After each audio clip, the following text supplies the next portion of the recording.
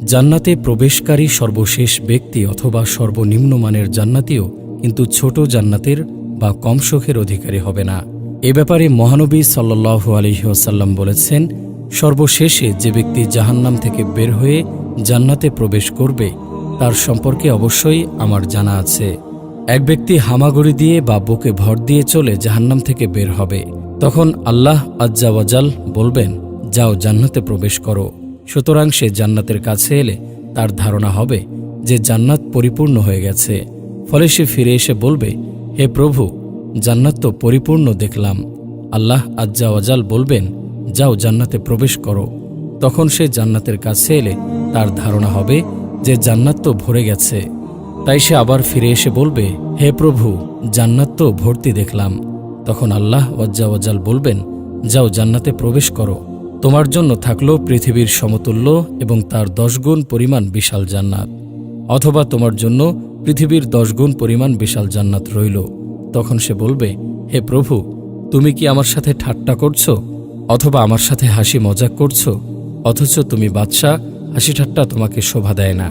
বর্ণনাকারী বলেন, তখন আমি রাসূলুল্লাহ সাল্লাল্লাহু আলাইহি ওয়াসাল্লামকে এমনভাবে হাসতে দেখলাম যে তার চোয়ালের দাঁতগুলি প্রকাশিত হয়ে গেল। তিনি বললেন, এ হলো সর্বনিম্ন মানের জান্নাতি। এ জান্নাতি যখন জান্নাতের বাসস্থানে প্রবেশ করবে তখন তার 2টি হুরি স্ত্রী তার নিকট এসে বলবে, সেই আল্লাহর প্রশংসা যিনি তোমাকে আমাদের জন্য এবং আমাদেরকে তোমার জন্য বাঁচিয়ে রেখেছেন।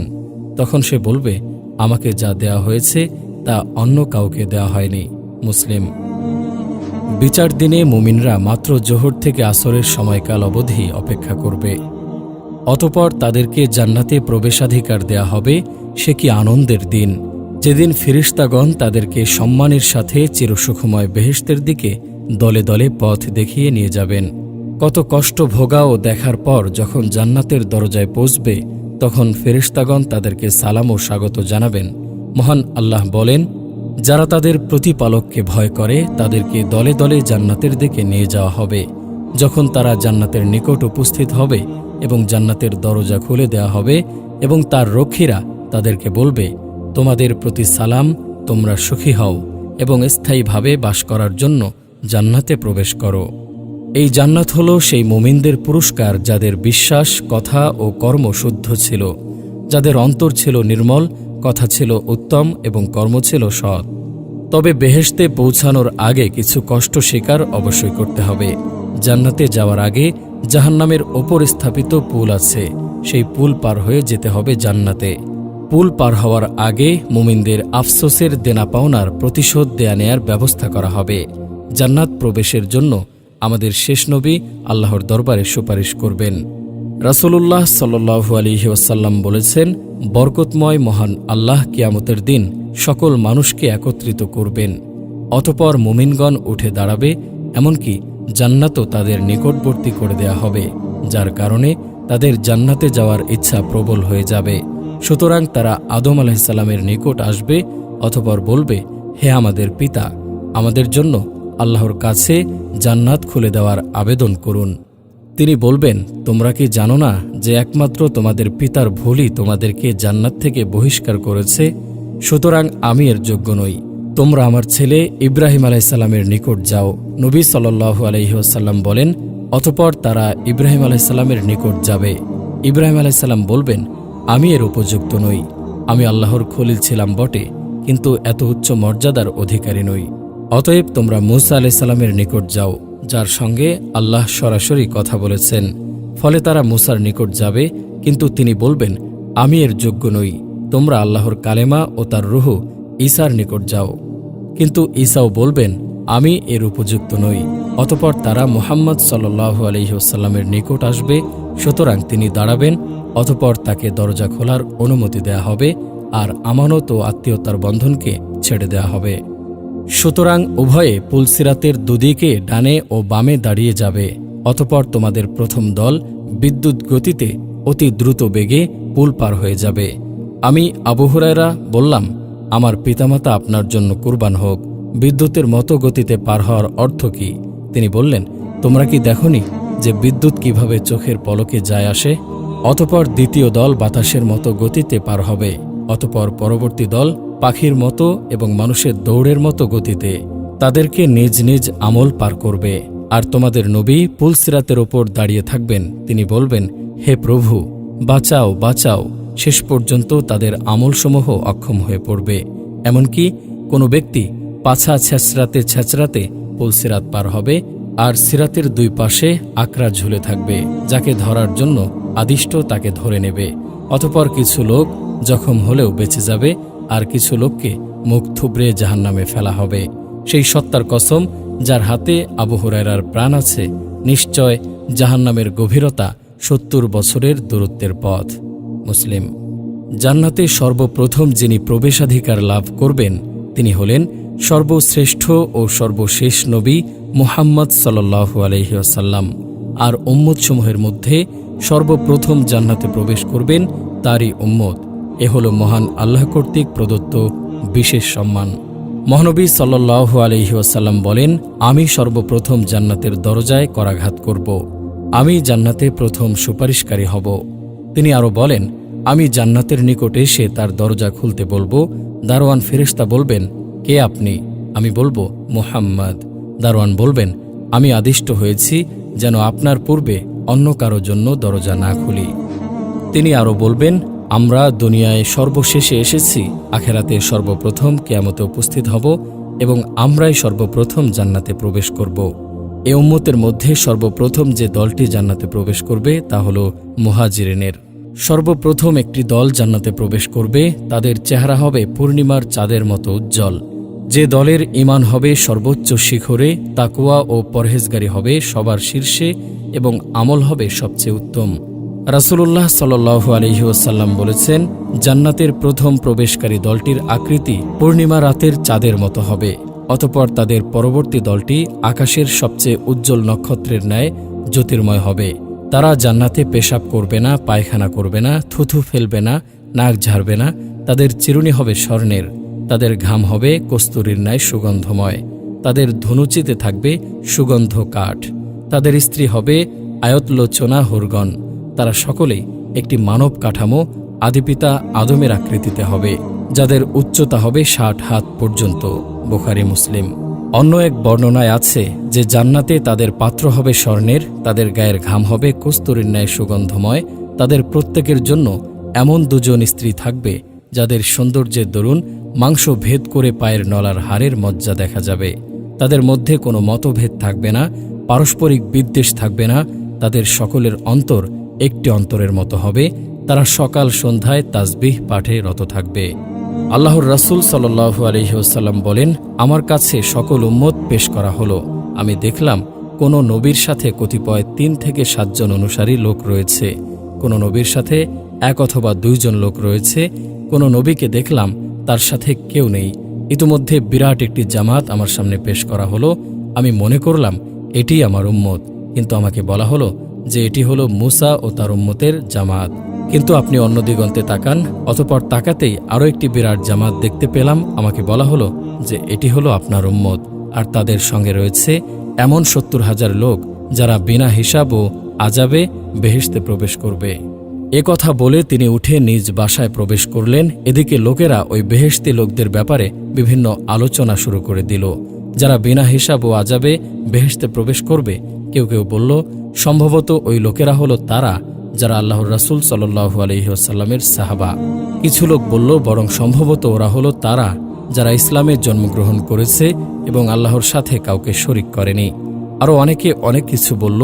কিছুক্ষণ পরে আল্লাহর রাসূল সাল্লাল্লাহু আলাইহি ওয়াসাল্লাম তাদের নিকট বের হয়ে এসে বললেন, তোমরা কি ব্যাপারে আলোচনা করছো? তারা ব্যাপার খুলে বললে তিনি বললেন, ওরা হলো তারা যারা ঝাড়ফুঁক করে না, ঝাড়ফুঁক করায় না এবং কোনো জিনিসকে অশুভ লক্ষণ মনে করে না, বরং তারা কেবল আল্লাহর প্রতি ভরসা রাখে। এ কথা শুনে উক্কাশা ইবনে মিহসান উঠে দাঁড়ালেন এবং বললেন যে, হে আল্লাহর রাসূল, আপনি আমার জন্য দোয়া করুন যেন আল্লাহ আমাকে তাদের দলভুক্ত করে দেন। তিনি বললেন, তুমি তাদের মধ্যে একজন। অতঃপর আরেক ব্যক্তি উঠে দাঁড়িয়ে বলল, আপনি আমার জন্য দোয়া করুন যেন আল্লাহ আমাকেও তাদের দলভুক্ত করে দেন। তিনি বললেন, উক্কাশা এ ব্যাপারে তোমার অগ্রগামন করেছে। বুখারী মুসলিম। শুধু ৭০,০০০ই নয়, বরং ওই ৭০,০০০-এর প্রত্যেক হাজারের সাথে আরও ৭০,০০০ করে অর্থাৎ ৪৯ লক্ষ মুসলিম জান্নাতে প্রবেশের সুযোগ লাভ করবে। অন্য বর্ণনা মতে ওই ৭০,০০০-এর প্রত্যেক ব্যক্তির সাথে আরও ৭০,০০০ করে মুসলিম জান্নাতে প্রবেশ করবে। অর্থাৎ উম্মতে মুহাম্মাদিয়ার ৪৯০ কোটি মানুষ বিনা হিসাব ও আযাবে জান্নাতে প্রবেশ লাভ করবে। বরং প্রথমোক্ত বর্ণনা অনুসারে মহান আল্লাহর ৩ অঞ্জলি অতিরিক্ত মুসলিমকে বিনা হিসাব ও আযাবে জান্নাতে প্রবেশের অধিকার দেয়া হবে, আর তার সংখ্যা কেবল তিনিই জানেন।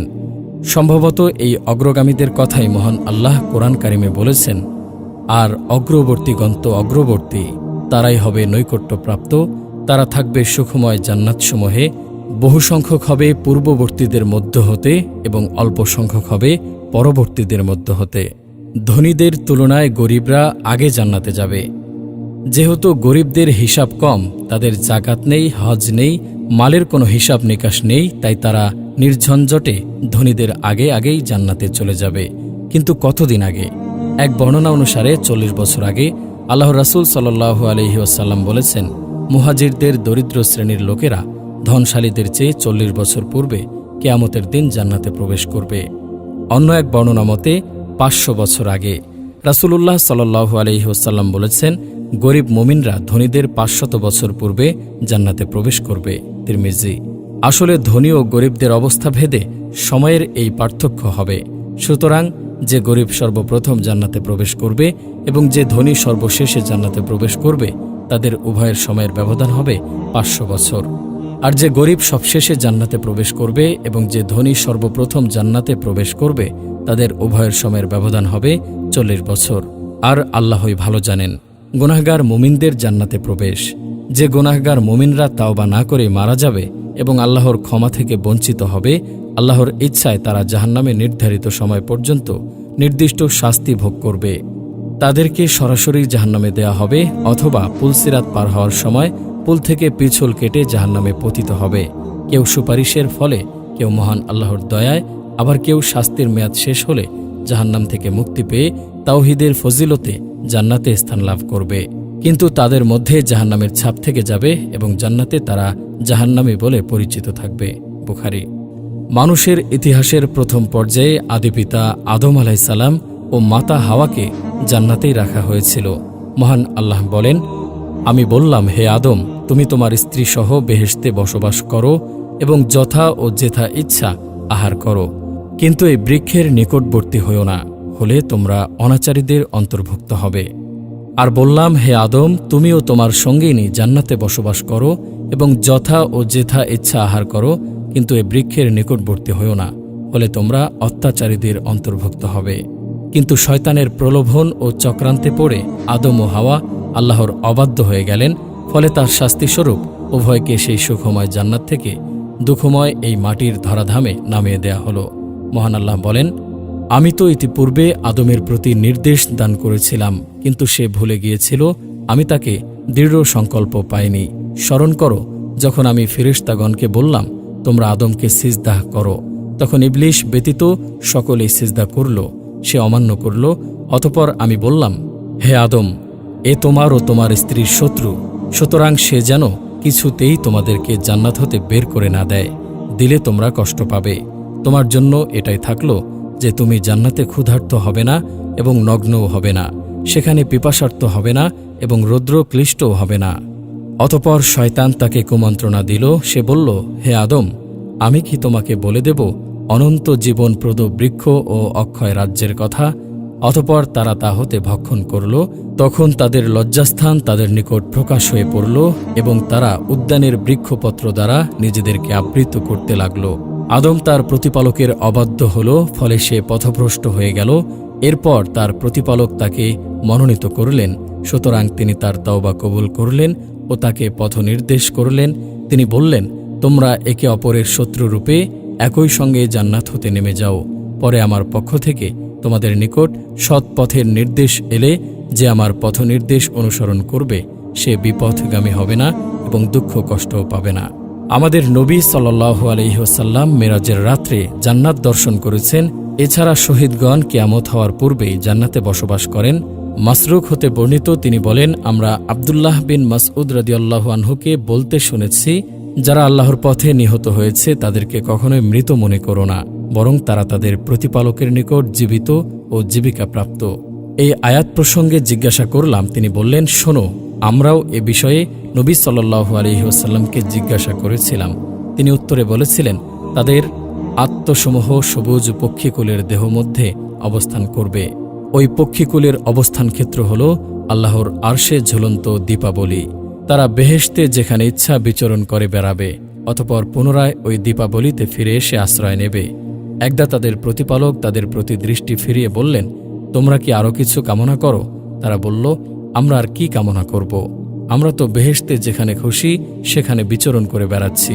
আল্লাহ অনুরূপভাবে তাদেরকে 3 বার প্রশ্ন করলেন। অতঃপর যখন তারা দেখল যে কিছু না চাইলে তাদেরকে ছাড়াই হবে না, তখন তারা বলল, হে আমাদের প্রতিপালক, আমরা কামনা এই করি যে আপনি আমাদের আত্মসমূহকে আমাদের নিজ নিজ দেহে ফিরিয়ে দিন, যাতে আমরা আপনার রাহে দ্বিতীয়বার নিহত হয়ে আসতে পারি। অতঃপর আল্লাহ যখন দেখবেন যে তাদের আর কোনো প্রয়োজন, কামনা বা স্বাদ নেই, তখন তাদেরকে স্ব-অবস্থায় ছেড়ে দেওয়া হবে। দুনিয়া ধ্বংস হয়ে পরকালের জীবন শুরু হলে সে জীবন হবে অনন্তকালের। অন্তহীন হবে জান্নাত, অন্তহীন হবে জান্নাতীরা। না জান্নাত ধ্বংস হবে আর না জান্নাতীরা বৃদ্ধ ও মরণাপন্ন হবে, বরং তারা চিরতরের জন্য ইচ্ছা সুখে সেখানে বসবাস করবে। মহান আল্লাহ বলেন, ইহকালে প্রথম মৃত্যুর পর তারা সেখানে আর মৃত্যু আস্বাদন করবে না, আর তিনি তাদেরকে জাহান্নামের শাস্তি হতে রক্ষা করবেন। নিশ্চয় যারা বিশ্বাস করে ও সৎকর্ম করে তাদের অভ্যর্থনার জন্য আছে ফিরদাউসের উদ্যান, সেথায় তারা স্থায়ী হবে। এর পরিবর্তে তারা অন্য স্থানে স্থানান্তরিত হওয়া কামনা করবে না। নিশ্চয় এটি আমার দেয়া রুজি, যার কোনো শেষ নেই। সাবধানীদেরকে যে জান্নাতের প্রতিশ্রুতি দেয়া হয়েছে তার বিবরণ এইরূপ, ওর পাদদেশে নদী প্রবাহিত, ওর ফলসমূহ ও ছায়া চিরস্থায়ী। যারা সাবধানী এটা তাদের পরিণাম, আর অবিশ্বাসীদের পরিণাম হল জাহান্নাম। মহানবী সাল্লাল্লাহু আলাইহি ওয়াসাল্লাম বলেন, যে ব্যক্তি জান্নাতে প্রবেশ করবে সে চিরসুখে থাকবে, সে কোনো কষ্ট পাবে না, তার পরিচ্ছদ পুরাতন হবে না এবং তার যৌবনও শেষ হবে না। রাসূলুল্লাহ সাল্লাল্লাহু আলাইহি ওয়াসাল্লাম বলেছেন, জান্নাতীরা যখন জান্নাতে প্রবেশ করে যাবে তখন একজন ঘোষণাকারী ঘোষণা করবে যে তোমাদের জন্য এখন অনন্ত জীবন, তোমরা আর কখনো মরবে না, তোমাদের জন্য এখন চির সুস্বাস্থ্য, তোমরা আর কখনো অসুস্থ হবে না, তোমাদের জন্য এখন চির যৌবন, তোমরা আর কখনো বৃদ্ধ হবে না, তোমাদের জন্য এখন চির সুখ ও পরমানন্দ, তোমরা আর কখনো দুঃখ কষ্ট পাবে না। এছাড়া হাদিসে এসেছে যে মৃত্যুকে দুম্বার আকারে নিয়ে এসে জবেহ করা হবে এবং বলা হবে, হে জান্নাতীগণ, তোমরা চিরকাল বাস করো, আর কোনো মৃত্যু নেই। হে জাহান্নামীগণ, তোমরা চিরকাল বাস করো, আর কোনো মৃত্যু নেই। প্রকাশ থাকে যে অতএব যারা দুর্ভাগ্যবান তারা তো হবে দোজখে, তাতে তাদের চিৎকার ও আর্তনাদ হতে থাকবে। তারা অনন্তকাল সেখানে থাকবে, যতকাল আকাশমণ্ডলী ও পৃথিবী বিদ্যমান থাকবে, যদি না তোমার প্রতিপালকের অন্য ইচ্ছা হয়। নিশ্চয় তোমার প্রতিপালক যা ইচ্ছা করেন তা সম্পাদনে সুনিপুণ। পক্ষান্তরে যারা সৌভাগ্যবান তারা থাকবে বেহেশতে, সেখানে তারা অনন্তকাল থাকবে, যতকাল আকাশমণ্ডলী ও পৃথিবী বিদ্যমান থাকবে, যদি না তোমার প্রতিপালকের অন্য ইচ্ছা হয়। এ হবে অফুরন্ত অনুদান। এই আয়াতসমূহ দ্বারা কিছু মানুষ এই বিভ্রান্তির শিকার হয়েছে যে জাহান্নামের আযাব কাফেরদের জন্য চিরস্থায়ী নয়, বরং সাময়িক, অর্থাৎ ততদিন থাকবে যতদিন আকাশ ও পৃথিবী থাকবে, তারপর শেষ হয়ে যাবে। কিন্তু এই কথা ঠিক নয়, কারণ এখানে মা দামাতিস সামাওয়াতু ওয়াল আরদ কথাটি আরববাসীদের দৈনন্দিন কথাবার্তা ও পরিভাষা অনুযায়ী অবতীর্ণ হয়েছে। আরববাসীদের অভ্যাস ছিল যে যখন তারা কোনো বস্তুর চিরস্থায়িত্ব প্রমাণ করার উদ্দেশ্য হতো তখন তারা বলতো, হাজা দাউমুস সামাওয়াতি ওয়াল আরদ, এই বস্তু আকাশ ও পৃথিবীর মতো চিরস্থায়ী।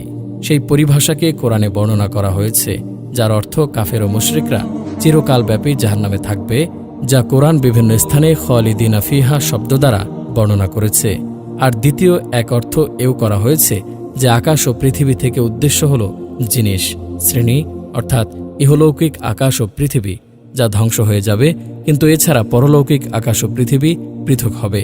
যেমন কোরআনে তার পরিষ্কার বর্ণনা এসেছে, যেদিন এই পৃথিবী পরিবর্তিত হয়ে অন্য পৃথিবী হবে এবং আকাশমণ্ডলীয়, আর পরলৌকিক উক্ত আকাশ ও পৃথিবী জান্নাত ও জাহান্নামের মতো চিরস্থায়ী হবে। এই আয়াত সেই পরলৌকিক আকাশ ও পৃথিবীর কথা বলা হয়েছে, ইহলৌকিক আকাশ পৃথিবীর কথা নয়। যা ধ্বংস হয়ে যাবে। এই উভয় অর্থের যে কোনো অর্থ নেওয়া হলে আয়াতের উদ্দেশ্য পরিস্ফুটিত হয়ে যাবে এবং উপস্থাপিত সমস্যা দূর হয়ে যাবে। ইমাম শাওকানি রহমতুল্লাহি আলাইহির আরও কয়েকটি অর্থ বর্ণনা করেছেন, যা জ্ঞানীরা দেখতে পারেন।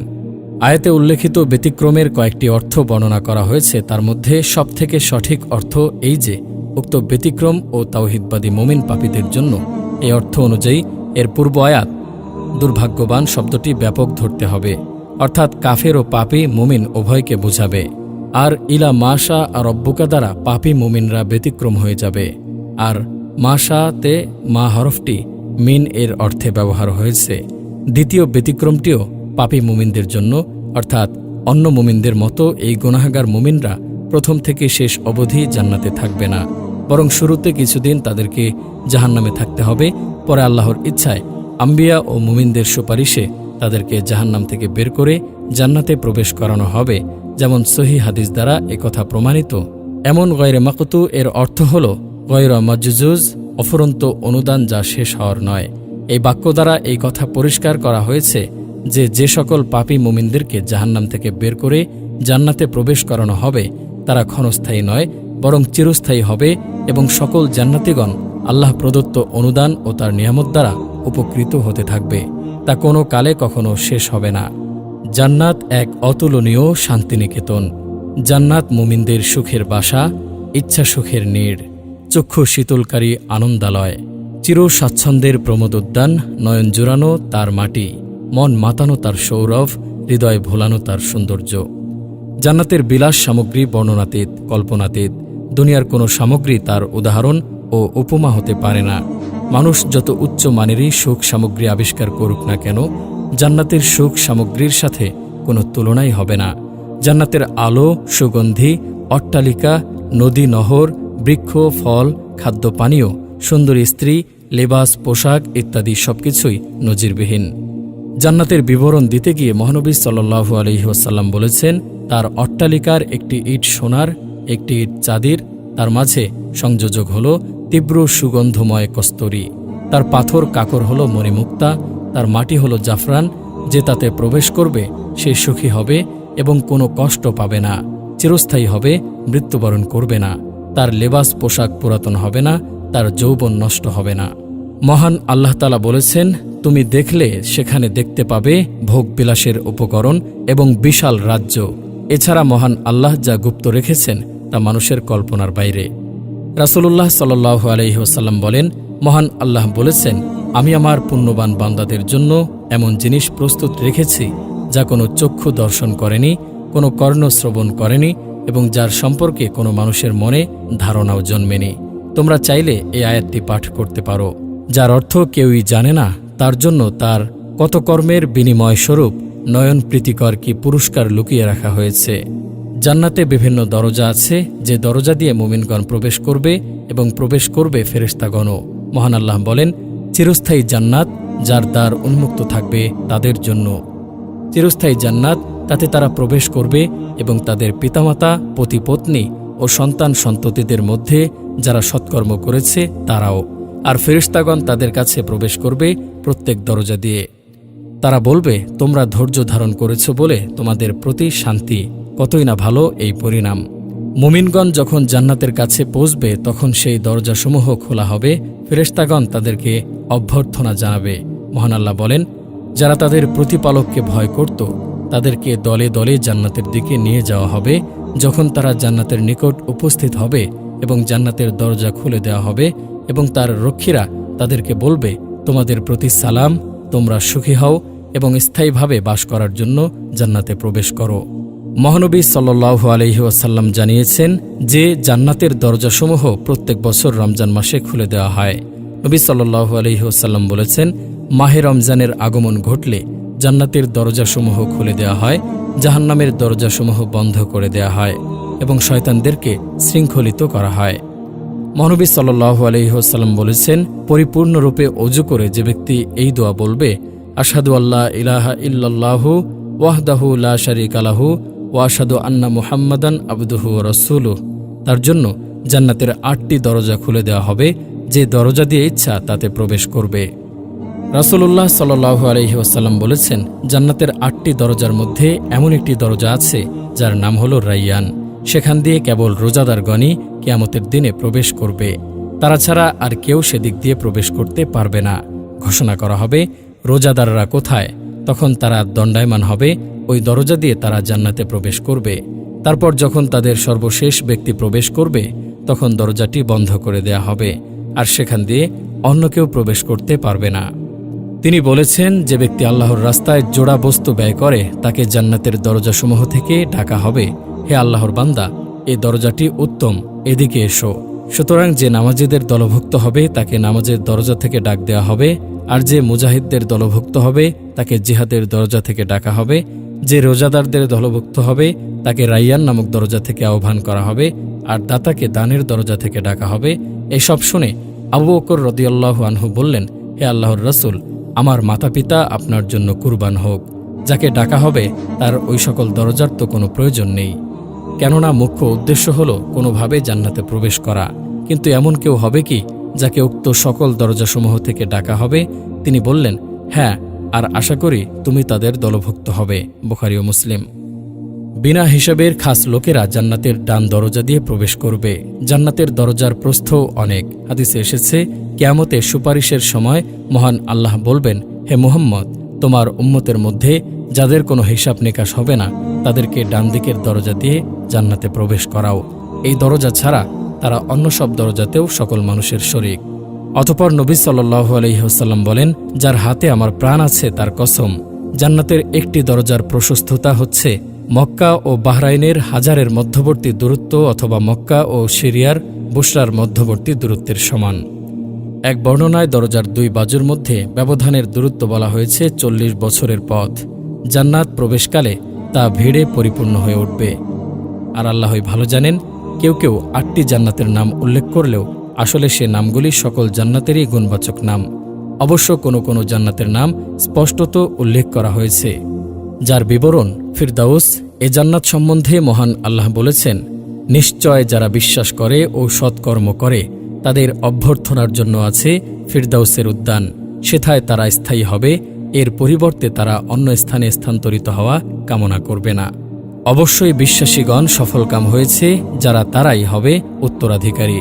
উত্তরাধিকারী হবে ফিরদাউসের, যাতে তারা চিরস্থায়ী হবে। আনাস রাদিয়াল্লাহু আনহু বলেন, উম্মে রুবাইয়ে বিনতে বারা, যিনি হারেসা ইবনু সুরাকার মা, তিনি নবী সাল্লাল্লাহু আলাইহি সাল্লামের নিকট এসে বললেন, ইয়া রাসূলাল্লাহ, আমাকে হারেসা সম্পর্কে কিছু বলবেন না? সে বদরের দিনে খুন হয়েছিল। যদি সে জান্নাতি হয় তাহলে ধৈর্য ধারণ করব, অন্যথায় তার জন্য মন ভরে অত্যাধিক কান্না করব। তিনি বললেন, হে হারেসার মা, জান্নাতের মধ্যে বিভিন্ন প্রকারের জান্নাত আছে, আর তোমার ছেলে সর্বোচ্চ ফিরদাউস জান্নাতে পৌঁছে গেছে। মহানবী সাল্লাল্লাহু আলাইহি ওয়াসাল্লাম বলেন, অবশ্যই জান্নাতে একটি দরজা রয়েছে যা আল্লাহ তার পথে জিহাদকারীদের জন্য প্রস্তুত রেখেছেন। দুটি দরজার মধ্যবর্তী ব্যবধান আসমান ও জমিনের মতো।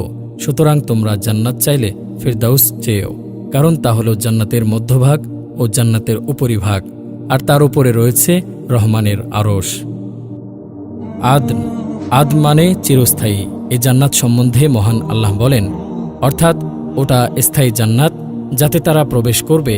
ওর নিম্নদেশে নদীসমূহ প্রবাহিত, তারা যা কিছু কামনা করবে তাতে তাদের জন্য তাই থাকবে। এভাবেই আল্লাহ সাবধানীদেরকে পুরস্কৃত করেন। তাদেরই জন্য আছে স্থায়ী জান্নাত, যার নিম্নদেশে নদীসমূহ প্রবাহিত। সেথায় তাদেরকে স্বর্ণ কঙ্কনে অলঙ্কৃত করা হবে। তারা পরিধান করবে সূক্ষ্ম ও স্থূল রেশমের সবুজ বস্ত্র ও সমাসীন হবে সুসজ্জিত আসনে। কত সুন্দর সে পুরস্কার ও কত উত্তম সে আশ্রয়স্থল। তারা প্রবেশ করবে স্থায়ী জান্নাতে, যেখানে তাদের স্বর্ণ নির্মিত কঙ্কন ও মুক্তা দ্বারা অলঙ্কৃত করা হবে, এবং যেখানে তাদের পোশাক পরিচ্ছদ হবে রেশমের। সেই স্থায়ী জান্নাত, যার প্রতিশ্রুতি পরম দয়াময় নিজ দাসদেরকে আদৃশ্যভাবে দিয়েছেন, নিশ্চয় তার প্রতিশ্রুত বিষয় অবশ্যম্ভী। এছাড়া আরও বহু আয়াতে জান্নাতের কথা উল্লেখিত হয়েছে। মহানবী সাল্লাল্লাহু আলাইহি ওয়াসাল্লাম স্বপ্নে আদন জান্নাত দর্শন করেছেন। বুখারী। তিনি বলেছেন, দুটি জান্নাত চাঁদির, তার পাত্র ও সবকিছু চাঁদির। দুটি জান্নাত সোনার, তার পাত্র ও সবকিছু সোনার। আদন জান্নাতে জান্নাতি লোকদের দিদার ও তাদের প্রতিপালকের মাঝে কেবল তার চেহারার উপর গৌরবের চাদর থাকবে। খুলদ খুলদ মানেও চিরস্থায়ী। এ জান্নাত সম্বন্ধে মহান আল্লাহ বলেন, ওদেরকে জিজ্ঞাসা করো, এটিই শ্রেয় না স্থায়ী বেহেশত যার প্রতিশ্রুতি দেয়া হয়েছে সাবধানীদেরকে। এটিই তো তাদের প্রতিদান ও প্রত্যাবর্তন স্থল। সাহাবী ইবনে মাসউদ দোয়ায় বলেছিলেন, হে আল্লাহ, আমি তোমার নিকট অটল ঈমান চাই, অফুরন্ত নিয়ামত চাই এবং আদন জান্নাতের সবার উপরে মুহাম্মদ সাল্লাল্লাহু আলাইহি ওয়াসাল্লামের সঙ্গ চাই। নাইম নাইম মানে সম্পদশালী, সুখময়। এ জান্নাত সম্বন্ধে মহান আল্লাহ বলেন, নিশ্চয় যারা বিশ্বাস করেছে এবং ভালো কাজ করেছে তাদের প্রতিপালক তাদের বিশ্বাসের কারণে তাদেরকে পথ প্রদর্শন করবেন। শান্তির উদ্যানসমূহে তাদের বাসস্থানের তলদেশ দিয়ে নদীমালা প্রবাহিত থাকবে। নিশ্চয় যারা বিশ্বাস করে ও সৎ কাজ করে তাদের জন্য আছে সুখের উদ্যানরাজি। আল্লাহ ভীরুদের জন্য তাদের প্রতিপালকের নিকট অবশ্যই ভোগ বিলাসপূর্ণ জান্নাত রয়েছে। ইব্রাহিম আলাইহিস সালাম এই জান্নাত চেয়ে দোয়া করে বলেছিলেন, আমাকে সুখকর নাইম জান্নাতের উত্তরাধিকারীদের অন্তর্ভুক্ত করো। মাওয়া মাওয়া মানে ঠিকানা। এ জান্নাত সম্বন্ধে মহান আল্লাহ বলেন, যারা বিশ্বাস করে সৎ কাজ করে তাদের কৃতকর্মের ফলস্বরূপ তাদের আপ্যায়নের জন্য জান্নাত হবে তাদের বাসস্থান। নিশ্চয়ই সে তাকে আরেকবার দেখেছিল সিদরাতুল মুনতাহার নিকট, যার নিকট অবস্থিত জান্নাতুল মাওয়া। দারুসসালাম দারুসসালাম মানে শান্তিনিকেতন। এ জান্নাত সম্বন্ধে মহান আল্লাহ বলেন, তাদের প্রতিপালকের নিকট তাদের জন্য রয়েছে শান্তির আলয় এবং তারা যা করত তার কারণে তিনি হবেন তাদের অভিভাবক। আল্লাহ মানুষকে শান্তির আবাসের দিকে আহ্বান করেন এবং যাকে ইচ্ছা সরল পথ প্রদর্শন করেন। দারুল মুকামাহ দারুল মুকামাহ মানে স্থায়ী। এ জান্নাত সম্বন্ধে মহান আল্লাহ বলেন, যিনি নিজ অনুগ্রহে আমাদেরকে স্থায়ী আবাস দান করেছেন, সেখানে আমাদেরকে কোনো প্রকার ক্লেশ স্পর্শ করে না এবং স্পর্শ করে না কোনো প্রকার ক্লান্তি। রাইয়ান রাইয়ান মানে তৃষ্ণাহীন। তৃষ্ণা ও পিপাসায় যারা কষ্ট পেয়েছে তাদেরকে এই জান্নাত দেয়া হবে। এই জান্নাত সম্বন্ধে নবী সাল্লাল্লাহু আলাইহি ওয়াসাল্লাম বলেন, জান্নাতের এক প্রবেশদ্বার রয়েছে যার নাম রাইয়ান। কিয়ামতের দিন ওই দ্বার দিয়ে রোজাদারগণ প্রবেশ করবে, তারা ছাড়া আর কেউই ওই দ্বার দিয়ে প্রবেশ করবে না। রোজাদারগণ প্রবিষ্ট হয়ে গেলে দ্বার রুদ্ধ করা হবে, ফলে সে দ্বার দিয়ে আর কেউ প্রবেশ করবে না। আদ-দারুল আখিরাহ আদ-দারুল আখিরা মানে পরকালের আবাস।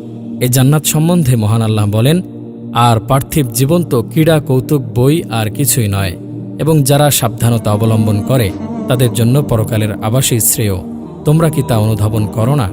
এ পরলোকের আবাস যা আমি নির্ধারিত করি তাদেরই জন্য, যারা এ পৃথিবীতে উদ্বুদ্ধ হতে ও বিপর্যয় সৃষ্টি করতে চায় না। সাবধানীদের জন্য শুভ পরিণাম। দারুল হায়াওয়ান দারুল হায়াওয়ান মানে চিরজীবনের ঘর। এ জান্নাত সম্বন্ধে মহান আল্লাহ বলেন, এ পার্থিব জীবন তো খেলতামাশা ছাড়া কিছুই নয়, আর পরলৌকিক জীবনেই তো প্রকৃত জীবন, যদি ওরা জানত। দারুল কারার দারুল কারার মানে স্থায়ী গৃহ। এ জান্নাত সম্বন্ধে মহান আল্লাহ বলেন, হে আমার সম্প্রদায়, এ পার্থিব জীবন তো অস্থায়ী উপভোগের বস্তু, আর নিশ্চয় পরকাল হচ্ছে চিরস্থায়ী আবাস। আল মাকামুল আমিন আল মাকামুল আমিন মানে নিরাপদ স্থান। এ জান্নাত সম্বন্ধে মহান আল্লাহ বলেন, নিশ্চয় সাবধানীরা থাকবে নিরাপদ স্থানে। মাকআদুস সিদক মানে যথাযোগ্য আসন। এ জান্নাত সম্বন্ধে মহান আল্লাহ বলেন, সাবধানীরা থাকবে জান্নাতে ও নহরে যথাযোগ্য আসনে, সর্বভৌম ক্ষমতার অধিকারী সম্রাটের সান্নিধ্যে। তুবা মহানবী সাল্লাল্লাহু আলাইহি ওয়াসাল্লাম বলেছেন, ওই বান্দার জন্য তুবা যে আল্লাহর পথে নিজের ঘোড়ার লাগাম ধরে প্রস্তুত আছে, যার মাথার কেশ আলুথালু, যার পদযুগলে ধুলোমলিন, তাকে পাহারার কাজে নিযুক্ত করলে পাহারার কাজে নিযুক্ত থাকে, আর তাকে সৈন্যদলের পশ্চাতে দেখাশোনার কাজে নিয়োজিত করলে সৈন্যদলের পশ্চাতে থাকে।